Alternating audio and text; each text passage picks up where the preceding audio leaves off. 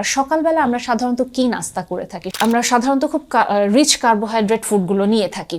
যেমন আমরা ওটস খাচ্ছি, আমরা সিরিয়াল খাচ্ছি, আবার কখনো দেখা যায় রুটি আলু ভাজি খাচ্ছি, আবার এই যে দুধের সাথে যখন সিরিয়ালটা মিলাচ্ছি, দুধের সাথে আমরা একটু চিনিও মিশিয়ে দিচ্ছি। কর্টিসল, এটাকে বলা হয় ওয়েকিং হরমোন। ঘুম থেকে ওঠার পরপরই এই হরমোনটি আমাদের শরীরে কাজ করা শুরু করে। যখন আমরা কার্বোহাইড্রেট রিচ ফুড ইনটেক করছি, এর ফলে কি হচ্ছে, ইনসুলিনও একসাথে কাজ করা শুরু করছে।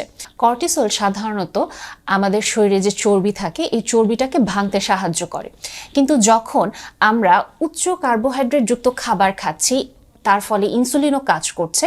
ইনসুলিন আর কর্টিসল যখন একসাথে কাজ করা শুরু করে, কর্টিসল তখন ওই চর্বিটা ভাঙার কাজটা করে না। এ কারণে তখন সে কি করছে, তখন সে আমাদের মাসেলের উপরে কাজ করা শুরু করছে এবং আমাদের মাসেলটা ভাঙা শুরু করে, মাসেল ব্রেকডাউন হওয়া স্টার্ট করে। এবং এটা অবশ্যই আমরা চাই না। আমরা কম বেশি সবাই চাই আমাদের চর্বিটা যেন ভেঙে ফেলা হয়।